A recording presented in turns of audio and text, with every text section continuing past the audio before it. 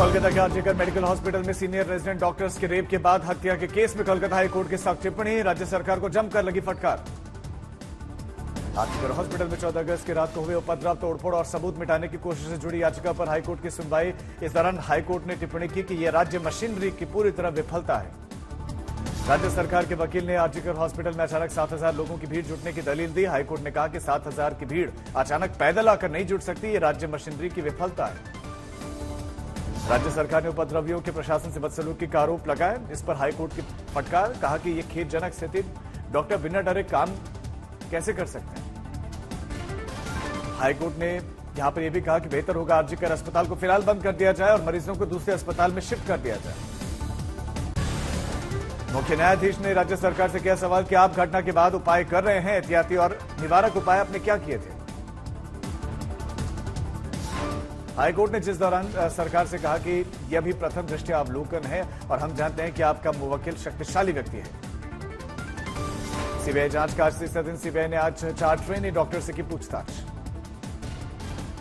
वारदात की रात अस्पताल में मौजूद थे 4 ट्रेनी डॉक्टर, अभी सीबीआई ने पूछताछ की। सीएम ममता बनर्जी फिर से गिरिराज सिंह का उन पर बड़ा हमला, कहा कि ममता बनर्जी सत्ता के नशे में चूर है, भगवान राम के नाम का इस्तेमाल कर रहे हैं।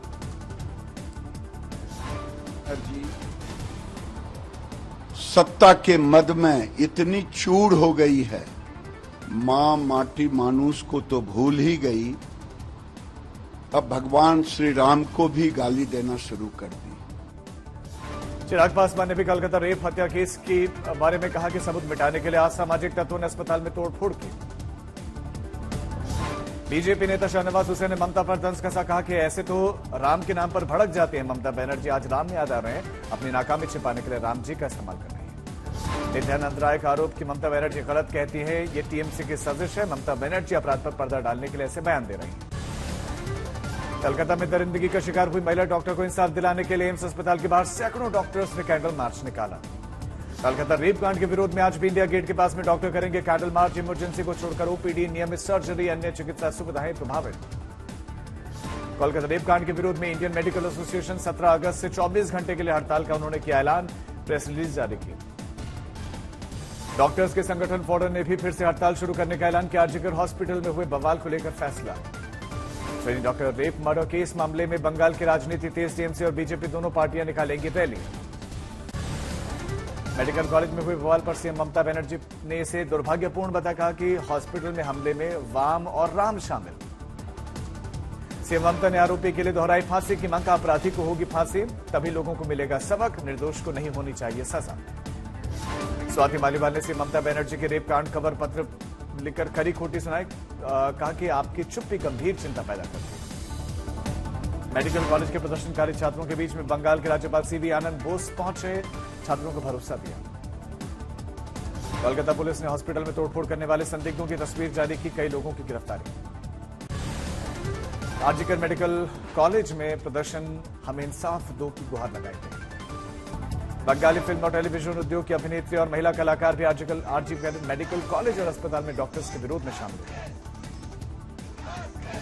तिरुवनंतपुरम मेडिकल कॉलेज में डॉक्टर्स का विरोध प्रदर्शन, कैंडल मार्च लगाकर इंसाफ की गुहार। कोलकाता कांड में कांग्रेस नेता दिग्विजय सिंह ने की इसकी निंदा, ममता बनर्जी के फांसी वाले बयान का समर्थन।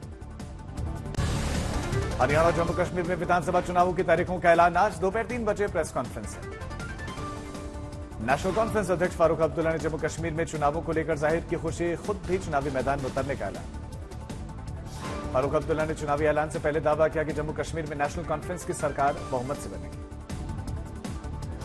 सीएम योगी आदित्यनाथ ने यूपी में लगातार सबसे लंबी अवधि तक मुख्यमंत्री बने रहने का उन्होंने बनाया रिकॉर्ड। सीएम योगी ने लगातार 7 साल 148 दिन तक सीएम बने रहने का रिकॉर्ड बनाया। सीएम योगी से पहले कांग्रेस के दिवंगत नेता संपूर्णानंद के नाम था यूपी में सबसे लंबी अवधि तक सीएम बने रहने का रिकॉर्ड। उत्तराखंड विभाजन के बाद योगी लगातार दूसरी बार सत्ता पर काबिज होने वाले पहले सीएम बने। ओलंपियन से पीएम मोदी ने की मुलाकात, वीडियो आया सामने, पूरे दल से किया संवाद। पीएम मोदी ने कांस्य पदक लाने वाली हॉकी टीम के गोलकीपर श्रीजेश से संन्यास के ऐलान पर सवाल किया। श्रीजेश, आपने ये रिटायर्ड होने का निर्णय पहले कर लिया था मन में कि क्या था? सर नमस्ते सर, थोड़ा साल से सोच रहा था सर, पीएम मोदी ने ओलंपिक में डबल ब्रॉन्ज मेडल विजेता मनु भाकर को जमकर सराहा। ऐतिहासिक उपलब्धि पर धन्यवाद कहा। 125 साल के इतिहास में ये मनु हमारी पहली बेटी ऐसी है जिसने भारतीय खिलाड़ी के रूप में इंडिविजुअल इवेंट में 2 मेडल जीते हैं। पीएम मोदी ने ओलंपियन से बातचीत में विनेश फोगाट की ऐतिहासिक उपलब्धि का बखान किया। कहा कि ओलंपिक इतिहास में महिला रेसलिंग में फाइनल में पहुंचने वाली विनेश पहली रेसलर बनी। विनेश पहली ऐसी भारतीय बनी जो कुश्ती में फाइनल तक पहुंची। ये भी हमारे लिए बड़ा गर्व का विषय है। पेरिस ओलंपिक में ओवरवेट होने के चलते पदक गंवाने के बाद रेसलर विनेश फोगाट ने सोशल मीडिया पर किया भावुक पोस्ट। सिंगर बी प्राक के रब्बा वे गाने के साथ बयां किए जज्बात।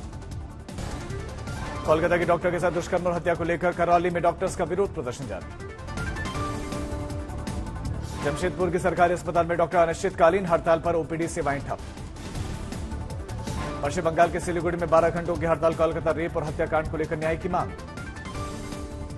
मनीष सिसोदिया आज दिल्ली में निकालेंगे पद यात्रा। कई मंत्री होंगे शामिल। पीएम मोदी सदैव अटल पहुंचे। पीएम ने पूर्व पीएम अटल बिहारी वाजपेयी को श्रद्धांजलि दी। अटल बिहारी वाजपेयी की पुण्यतिथि। राष्ट्रपति द्रौपदी मुर्मू ने श्रद्धांजलि दी। श्रद्धांजलि देने के लिए केंद्रीय मंत्री जेपी नड्डा, पीयूष गोयल, अर्जुन राम मेघवाल भी सदैव अटल पहुंचे।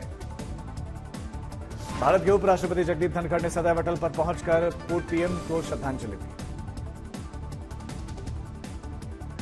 रक्षा मंत्री राजनाथ सिंह, लोकसभा अध्यक्ष ओम बिरला भी श्रद्धांजलि देने के लिए पहुंचे। केंद्रीय मंत्री गिरिराज सिंह, बीजेपी नेता विनोद तावड़े और अन्य नेता भी अटल बिहारी वाजपेयी को श्रद्धांजलि देने के लिए पहुंचे। इसरो ने आज ऐतिहासिक लॉन्चिंग की। श्रीहरिकोटा के सतीश धवन स्पेस सेंटर से सैटेलाइट EOS-8 की लॉन्चिंग। सैटेलाइट से आपदाओं को लेकर मिलेगा अलर्ट। सैटेलाइट करेगा पर्यावरण की मॉनिटरिंग, आपदा प्रबंधन, तकनीकी डेमोन्स्ट्रेशन का काम।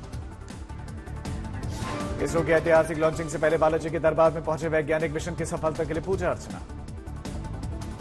आम जनता के लिए आज से खुल रहा है राष्ट्रपति भवन का अमृत उद्यान। 15 सितंबर तक जनता कर सकती है दीदार। सुबह 10 बजे से शाम 6 बजे तक खुला रहेगा अमृत उद्यान। शाम 5:15 पर आखिरी एंट्री होगी। उत्तर प्रदेश के लखनऊ में पकड़ी गई 1 करोड़ 38 लाख रुपए की ऑक्सीटोसिन इंजेक्शन की खेप। आरोपियों की तलाश जारी।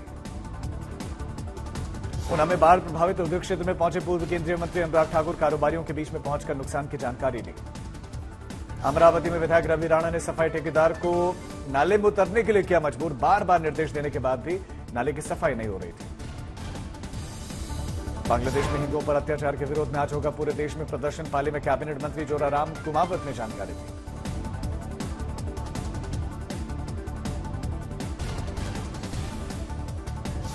दिल्ली के कॉन्स्टिट्यूशनल क्लब में नीरज अशोक शर्मा के किताब इमोशनल लीडरशिप का अनावरण किया गया। इस मौके पर पूर्व केंद्रीय मंत्री मीनाक्षी लेखी और रिपब्लिक ऑफ पालाउ समेत कई देशों के राजदूत मौजूद रहे।